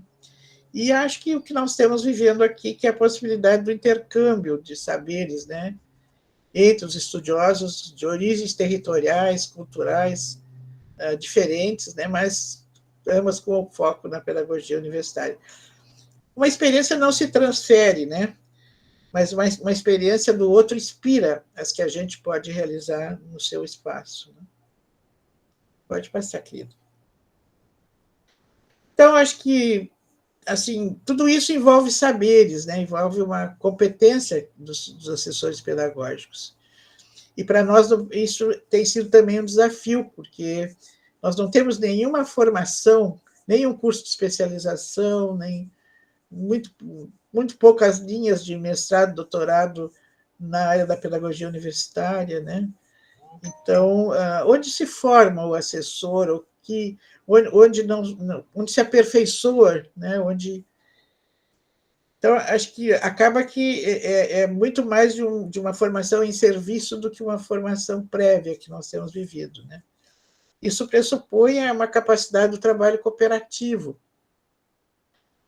não é, no plano das relações horizontais, e sempre aberto a um diálogo interativo, né? Um diálogo que tenha bases fundamentadas na cooperação interpares, né? Também nós precisamos de uma base teórica, né, que vá sustentando a nossa capacidade de interpretação dos cenários nesses desafios de aprender de ensinar e aprender na educação superior. Grande parte dos autores que nós costumamos usar no campo da pedagogia, da formação de professores, não tem um olhar específico para o ensino superior. Claro que nos servem muito, né, porque há coisas que são universais, né, mas, na realidade, a gente precisa fazer algumas adaptações, né, então, também é um desafio para nós que trabalhamos com essa área, produzir coisas, aspectos que possam caracterizar a pedagogia universitária como tal. O desenvolvimento de uma perspectiva onde assim o essencial parece ser capaz de observar e analisar situações para compreender e tomar consciência das suas singularidades, né? Não é à toa que vocês trabalham com as sincronicidades e as singularidades, porque a pedagogia universitária, eu sempre digo isso, elas são pedagogias no plural, ainda que tenha uma base fundamentada no campo da educação, ela é uma pedagogia de diálogo, não é? Então, cada campo de conhecimento que caracteriza os cursos e as áreas da universidade tem pedagogias específicas. E nós só vamos aprendendo quando nós analisamos e nos aprofundamos num diálogo com esses campos específicos. Capacidade de convidar e estimular o outro, né, a pensar em conjunto sobre essas situações que são demandadas pelas relações de ensino-aprendizagem. Então, muito mais como uma profissão de ajuda, nós não vamos fazer uma formação sobre o professor, mas nós temos que trabalhar com o professor no sentido de chamá-lo sempre à sua capacidade também interpretativa das suas próprias aprendizagens, da sua própria experiência, né? E dominar procedimentos investigativos, né, que redundem em conhecimentos sistematizados, né, na nossa área de atuação, para que uns possam servir para o coletivo. Então, não são poucos os saberes do assessor pedagógico, né? Mas eu acho que eles são também uma meta para que a gente está sempre se aperfeiçoando, e a partilha nos ajuda muito, né, na sua constituição. Vai adiante. E as estratégias, né? Bom, nós temos visto que essa legitimação das assessorias, ela vive uma condição histórica e temporal. Acho que a Elisa fez todo um apanhado, né, de como isso aconteceu na Argentina. Nós podemos fazer alguma coisa mais recente, mas aqui no Brasil, né? Mas ela vai se instituindo por diversas ações, sustentações, né, de práticas que vão sendo reconhecidas, né? Então, é sempre um resultado entre pares, é sempre coletivo, né? No meio do acadêmico, portanto, é a pesquisa que vai legitimar essa importância, né? Porque ela vai fazer parte das ações da assessoria pedagógica, né? Eu não vejo aqui na minha universidade a ação de pesquisa no grupo de assessores. E com isso eu não estou fazendo crítica especialmente à OB, é só uma cultura, né? Há ações muito diretas a organizar formações, acompanhar, mas pesquisas ainda não se percebe assim essa cultura da pesquisa como a Argentina acho que tem bastante mais, talvez o Uruguai também não posso afirmar. Um ponto fundamental, né, que acho que é quase que seria necessário dizer, mas é a questão da ética profissional, né? Porque, de novo, né, assessoria pressupõe confiança. E confiança a gente não se compra em farmácia, como se diz. Confiança a gente adquire no tempo, né, com ações muito éticas e muito abertas com relação aos sentimentos e às perspectivas que se tem. Eu acho que sem confiança a gente não atinge os sujeitos de formação. Também acho que há uma necessidade de ou seria sempre bem-vindo, essa capacidade antecipadora, né, que pode ser um elemento importante na formação de professores. Quer dizer, o assessor ele deve ter essa capacidade de oferecer estratégias que, de alguma forma, venham ao encontro do anseio dos professores, né? E se poderia chamar essa condição de inovação, né? Quer dizer, é como nós vamos produzir nos professores essa capacidade antecipadora de enfrentar os desafios que ele tem na prática. Acho que fundamental também é a partilha das experiências, né? Que dê visibilidade ao saber dos docentes. Acho que isso se constitui um importante dispositivo de valorização do ensino, né, e dessa ampliação da formação entre pares. Muitas vezes a universidade, os professores fazem coisas muito interessantes que ficam muito no ostracismo, né? Fica muito no saber daquele professor, quando muitas vezes ele com um colega, mas como ele não tem o hábito também de escrever sobre a sua experiência ou de pesquisar a própria prática, essas experiências não têm visibilidade, né? Então, eu acho que esse convite ao professor, né, lembro muito das Expocátedras lá da Argentina, que foi uma experiência única que eu assisti ainda nos anos 90, início dos anos 90, né? Tipo assim, venha contar o que você faz, né? Sem uma prévia delimitação de critério. E no contar o que ele faz, pode ser coisas que, para nosso juízo, podem ser muito simples, até simplórias, mas para ele isso é importante, e é só pela forma de expressar que ele pode discutir com a gente e de assistir os seus pares, não é? E de analisando. Então, eu acho que nós temos que criar espaços de partilha, é sempre uma estratégia de formação muito interessante essa de provocar a partilha. E aquela clareza, né, de que é o protagonismo do docente que é fundamental. Não adianta nós fazermos as coisas, né, se ele não se mobiliza, né, se ele não tem valorizado o seu fazer, né? E aí, claro, se a gente pode usar estratégias de valorização de práticas bem-sucedidas para serem partilhadas, né, e incentivadas pelo apoio pedagógico, eu acho que isso também vai legitimando a ação de assessoria, né? Vai mostrando como o assessor ajudou, contribuiu, né, para resolver um problema junto com o professor, ou melhorar uma prática, ou trazer um processo inovador, enfim, né, alguma coisa dessa. Acho que também tem que ser estrategicamente desenvolvido pelo assessor, né? Dar visibilidade sobre o que ele faz com o professor no âmbito da universidade. Pode passar, Amanda.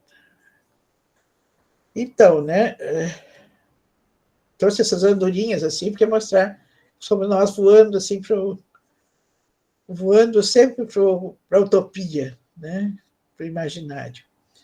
Então, as definições institucionais, né, acerca do papel do assessor pedagógico assinalam fortemente as possibilidades da sua atuação.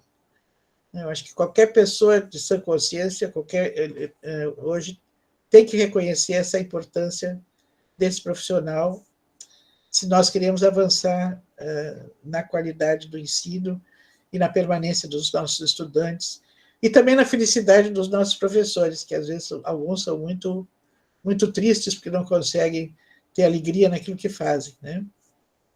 Assim, a margem de liberdade de alguns assessores manifestam estariam menos vinculados às suas características e, em maior medida, às permissões já instituídas, né?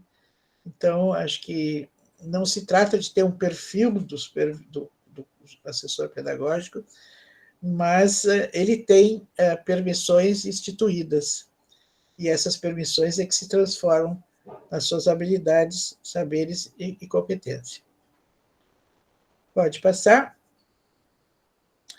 Trago essa fala do Rivière Pichon sobre os papéis, né, porque, de alguma forma, a assessoria é um papel profissional da universidade, né? E o papel, diz ele, é um modelo organizado de conduta relativo a uma certa posição do sujeito em uma rede de interações, ligadas às expectativas próprias dele mesmo e a dos demais, né? Os assessores pedagógicos se mantêm em equilíbrio entre o papel prescrito e assumido e as suas crenças, que permitem a ele sustentar-se, sem abrir mão de suas convicções e das suas próprias ideias sobre o papel que representa. Então, por mais que a gente possa criar um rol de funções do assessor, e isso seria interessante, cada um de nós, cada assessor vai precisar, né, junto ao papel prescrito, construir o seu papel pessoal, né? O seu estilo de trabalho, as possibilidades de ampliar esse conhecimento, né? E criar seu jeito de ser assessor dentro de um quadro epistêmico e ético mais amplo. Acho que é isso. Como síntese, assumimos a função de Lucarelli, de que a assessoria pedagógica se institui como uma profissão de ajuda, que, pondo em jogo de forma flexível concepções didáticas pedagógicas, em posição de mútuo assessoramento, contribui para a maior eficiência institucional, em diálogo com os diferentes campos de conhecimento. Acho que a Elisa diz quase tudo aqui nesse parágrafo, né? E eu fico muito feliz por ter sempre aprendido com ela. Bom, ainda que muitos estudos tenham sido feitos e outros tantos esperam para se realizar, é fundamental a gente estimular a pesquisa sobre o campo do assessoramento pedagógico universitário, né, como um tema emergente. Então, eu acho que essa pesquisa, esse grupo que vem sendo desenvolvido por vocês, traz um alento, né, para quem se interessa no campo da pedagogia universitária. Com isso, muito obrigada pela paciência de vocês em me ouvirem. Nós que agradecemos a sua fala, sempre maravilhosa, Mabel, e muito pontual. Importante que você trouxe, então, a retrospectiva histórica do contexto brasileiro, traz à universidade a problemática, traz a ideia dos professores, como eles se deparam frente a esse cenário, traz a dificuldade e o desafio da discência também, e como a gente vai trabalhar com isso. Depois você traz o próprio papel dos assessores pedagógicos. E é interessante que ambas, tanto a Elisa como a Mabel, elas apresentam a problemática, mas a fala das duas, elas já trazem possibilidades. Então, sempre que apresentam um problema, elas nos mostraram várias possibilidades importantes. E isso, de uma certa forma, nos dá um acalento muito grande. Apesar de tantos desafios, vocês nos mostram possibilidades e caminhos possíveis. E eu concordo com vocês, porque eu acredito que as redes são espaços constituintes de formação. E, quem sabe, de mudanças de políticas institucionais, né? Eu vou tomar liberdade, isso não estava no protocolo, não, mas eu vou fazer essa pequena, peço licença a vocês, mas teve uma coisa que tanto a Elisa colocou, quanto a Mabel colocou, eu nunca consigo falar Marisabel, eu já falo Mabel de uma vez, como a Mabel colocou, que é justamente as comunidades de aprendizagem e de práticas, né? A Amanda, que é minha parceira de pesquisa e é vice-coordenadora de todo esse projeto, e eu posso afirmar que muito sem ela nada disso existia, ela tem criado realmente uma comunidade de práticas extremamente significativa dos assessores pedagógicos. Então, eu vou pedir para ela comentar para nós como é que está sendo esse processo, porque hoje ela consegue realmente envolver inúmeras universidades brasileiras, institutos federais, e eu quero que você conte um pouco, Amanda, dessa sua experiência, a possibilidade de que essas pessoas que estão aqui assistindo terem acesso a esse espaço.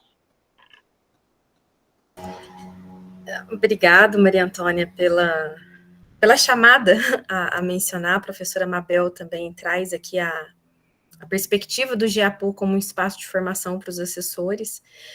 O GEAPU é um grupo de assessores pedagógicos que hoje congrega profissionais de diferentes funções, né, docentes, técnicos administrativos em educação, técnicos em assuntos educacionais, pedagogos, de instituições públicas, privadas, particulares, confessionais. Temos um pouco de tudo ali dentro, e esse grupo se caracteriza pela busca de um espaço por autoformação, uma vez inexistente em todas as instituições, não se preocupa com a formação desse profissional que está ali atendendo a construção do currículo nos processos de construção de projeto pedagógico, está atendendo estudantes com diferentes dificuldades, perfis, está atendendo professores, porque a gente tem conseguido trazer a perspectiva de lugar neutro do assessoramento pedagógico, né, do não julgamento, alguém que realmente apoia a pensar o que é diferente.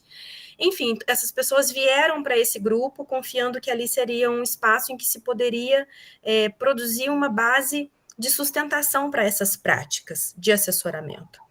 E a gente tem, desde 2020, trabalhado nessa perspectiva, construindo um espaço de troca, de autoformação. A gente conta com muitas pessoas que compram a ideia de formar assessores e vêm para essa discussão sempre com esse olhar destinado ao serviço de assessoramento. A gente não está falando de outro lugar que não esse, então há um cuidado em desenhar propostas de formação que são especificamente destinadas aos assessores, e as pessoas vão ali se encontrando e vão se apoiando em diferentes ações de diferentes naturezas, nas suas dúvidas, nos seus fracassos, né, como disse a professora Mabel, partilham também seus sucessos, não tão frequentemente quanto suas dúvidas, mas é um lugar de encontro, e ele realmente tem se fortalecido à medida em que as pessoas vão confiando nesse espaço e vêm participar desse espaço. É um desafio fazer o GEAPU funcionar, a gente tem muitas ações a realizar e poucos braços, né, no trabalho operacional do processo, mas a gente tem conseguido levar estamos no 6º ano, né, de existência do GEAPU, e a gente tem conseguido levar essa prática adiante, cada vez alcançando mais pessoas que se envolvem com assessoramento pedagógico universitário, do ensino superior, na verdade, porque a gente tem trocado o termo universitário por incluir os institutos federais aqui nesse espaço. Amanda, eu pedi para você colocar no chat o endereço, caso as pessoas tenham interesse. Gente, eu tenho algumas pessoas que pediram para fazer pergunta, mas me perdoa, mas eu perdi aqui, eu não sei quem é que pediu para falar. Eu só vi a Rita, mas eu não sei se tinha mais alguém. Então, Rita, eu vou pedir para você fazer a pergunta, mas depois me perdoa, porque acho que tinha uma pessoa antes que eu não consegui localizar. Bom, boa tarde a todos. Eu estava até colocando a minha pergunta aqui no chat, porque como eu tenho outra reunião às 16, achei que não ia dar tempo de falar, né? Justamente porque eu vi que tinha uma outra pessoa antes, mas também não sei mais quem é. Enfim, vou acabar roubando o lugar aqui na fila. Primeiro, obrigada pelo convite. Eu me chamo Rita, sou professora, né, da Unesp de Jaboticabal e estou aqui representando a Pró-Reitoria de Graduação da Unesp. Eu fiquei me perguntando várias coisas à medida que as professoras foram proferindo a fala delas, a palestra delas, né? E uma coisa que me veio é que quantas universidades públicas brasileiras têm o privilégio de ter uma assessoria pedagógica, que é, de fato, quando a gente pensa, pelo menos na Unesp, eu acredito que sejam pouquíssimas unidades que têm esse técnico, né? Tão importante, e penso eu cada vez mais importante nesse mundo muito em rápida transformação que a gente está vivendo, né? Então, a primeira pergunta seria essa, assim, quantas universidades brasileiras contam com esse profissional? Fiquei me perguntando também o quanto que o avanço das IAs, das inteligências artificiais, nas nossas atividades de graduação, podem acabar pressionando ou mostrando a importância de ter esse profissional nos auxiliando, ou de fato pode acontecer o contrário, né? E fiquei pensando também nessa frase da professora Maria Isabel, né, dessa incapacidade de sedução que a gente tem, que tem sido uma angústia, principalmente dos gestores, e pensar da nossa evasão, das nossas taxas de evasão. Claro que elas são multifatoriais, mas a gente sabe que uma delas é essa incapacidade de sedução que muitos docentes têm. A gente percebe uma evasão grande, especialmente em cursos da área de ciências exatas, né? Os nossos alunos chegam e tem uma taxa de reprovação muito grande nos anos iniciais com as disciplinas da área de exatas básica, e o quanto que esse profissional nos assessorando poderia, por exemplo, reduzir isso. Como que a gente poderia, inclusive, nos organizar como instituição para mostrar a importância desse profissional para, inclusive, reduzir as nossas taxas de evasão. Seriam essas 3 perguntas. Desculpa se elas estão meio fora da discussão acadêmica, né? Elas estão mais no mundo da prática. Não, mas não deixa de ser acadêmico. Eu precisaria saber se tem mais alguém que vai perguntar, porque a gente precisava encerrar daqui a pouquinho. E tinha uma pessoa antes da professora Rita, eu não sei se ela já saiu, porque eu vou ter que encerrar às 16, então eu vou pedir então que as professoras respondam, e peço desculpas então se eu não conseguir acolher todas as perguntas. Elisa primeiro?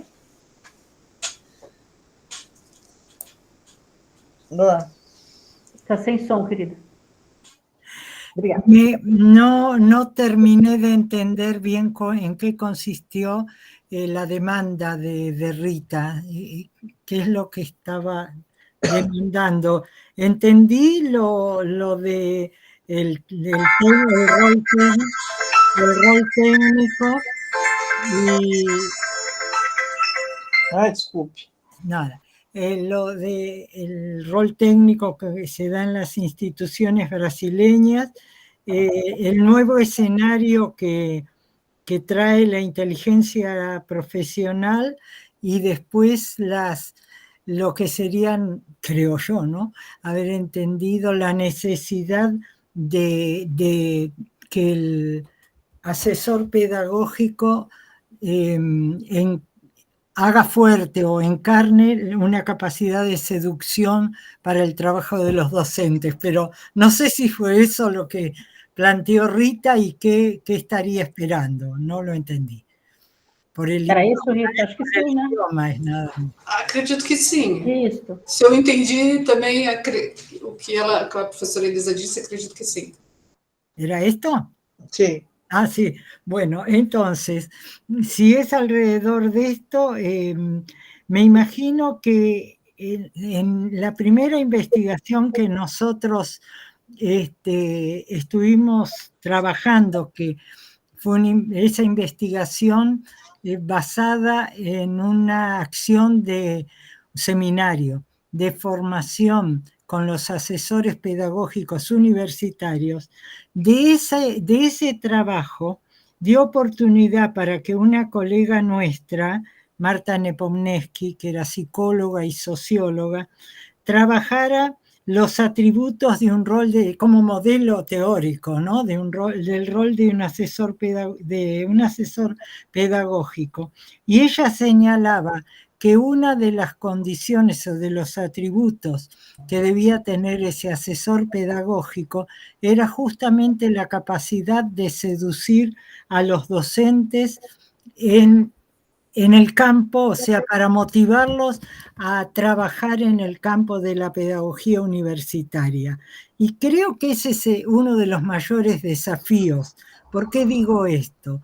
Porque en el caso del docente universitario, la fuerza de la disciplina hace que se siga sosteniendo aún hoy que enseñar es dominar y transmitir los contenidos disciplinares. No pasando a un estadio superior de comprensión de qué es enseñar, que enseñar no es solamente transmitir información, sino motivar al otro para que se interese por las múltiples actividades que están alrededor del término conocer. O sea, cómo de la misma manera que nosotros hablamos de la capacidad de seducción de los asesores pedagógicos, deberíamos poderle transmitir esa capacidad al docente para que seduzca en un sentido positivo de la seducción, no una seducción manipuladora, ¿no? Sino seducción como motivación, como crear el amor por el conocimiento en los estudiantes. Entonces me parece que esto, ¿no? Yo lo veo siempre en la posibilidad de la construcción de un espacio entre el asesor pedagógico y el formador de asesores pedagógicos, ¿no?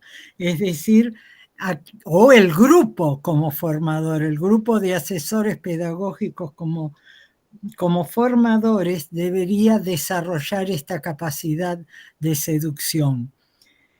No sé, lo de la inteligencia artificial, yo siempre creo que, como todos nosotros, que es un muy maravilloso instrumento, siempre que no compita con estas capacidades humanas que me parece que son propias y exclusivas del hombre, que es la capacidad de emocionarse, que dentro de ellas está la seducción, ¿no? El límite está puesto ahí, me parece. Hasta donde entendí, Rita, mis disculpas. Mabel? Olha, Elisa, eu acho que já deu a resposta, não é completa, mas, Rita, eu penso que essa legitimação que as universidades teriam que dar a esse papel, ela ainda está a caminho, né?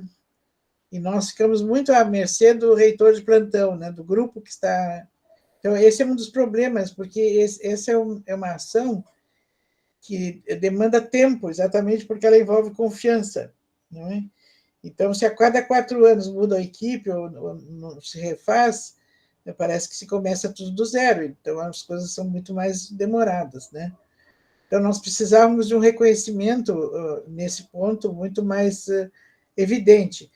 A minha expectativa é que talvez exatamente são os problemas que se avolumam do ponto de vista de aprendizagem e de ensinagem, é que vão dar clareza, porque as universidades têm que investir nesse processo, né? Eu fiquei muito impactada quando soube que nas universidades federais são os órgãos de controle do governo econômico que estão cobrando das universidades o sucesso estudantil, né? Então, não vem nem do Ministério da Educação, mas vem de onde não se imaginava que viria, né? Então, há uma responsabilidade com isso, né? E essa responsabilidade não significa que nós vamos, de uma hora para outra, resolver os problemas, mas ela significa que nós temos que investir nos problemas. E o investimento dos problemas envolve muito mais assessoria para o ensino, se nós queremos realmente diminuir, digamos assim, essas estatísticas que temos de reprovação, abandono e desilusão, digamos assim, né, com um alto recurso que se apõe às universidades federais para alcançar o seu desiderato, o seu objetivo, né? Então, acho que é um pouco por aí. Eu acho que, Rita, aqui, pensando na Unesp, que eu também sou de lá, né? Existe todo o CEP3, é um órgão dentro da Prograde, ou, aliás, junto à reitoria, que faz trabalho de formação docente. Então, existe uma equipe enorme na Unesp trabalhando com isso. Agora, é necessário que haja um trabalho, como a professora Mabel traz, e aí a professora Elisa Lucarelli reforçam, da gente realmente incentivar a ideia da pesquisa na formação. Mas não só fazer a formação para os docentes, mas as pessoas que trabalham com a formação para os docentes precisam fazer formação e pesquisar nessa formação, de tal forma que dê a elas uma sustentabilidade metodológica e uma política institucional que a sustente. Então, acho que essa é uma questão importante. Muito boa pergunta. Gente, infelizmente, eu vou ter que encerrar, mas eu queria agradecer, quero registrar a satisfação da Universidade Federal de Pelotas pela oportunidade de participar de tão significativa. Muito obrigada pela presença, fiquei muito feliz, porque várias universidades que fizeram a história do nosso grupo estão aqui no processo de autoformação, de desenvolvimento, né? Então, a gente tem aqui pessoas que nos ajudaram a construir esse espaço. Estamos formando, estamos sendo formados. É isso que é o mais importante, né? Mabel, Elisa Lucarelli, muito obrigada pela presença marcante, pelos ensinamentos que são imensos, e obrigada a cada um de vocês por fazerem disso tudo sentido na vida de tantos estudantes, porque a gente tem que pensar muito nos nossos estudantes. E espero vocês no mês que vem, né, para a gente poder continuar, né, partilhando saberes, afetos e conhecimentos. Beijo, gente, muito obrigada. Obrigada. Obrigada. Tchau, obrigada. Tchau, obrigada.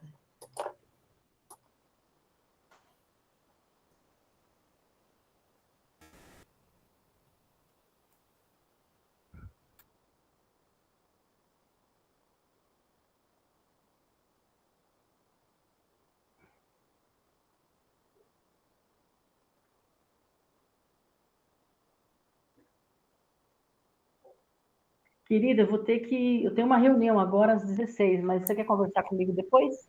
Tá gravando. Ah, tá.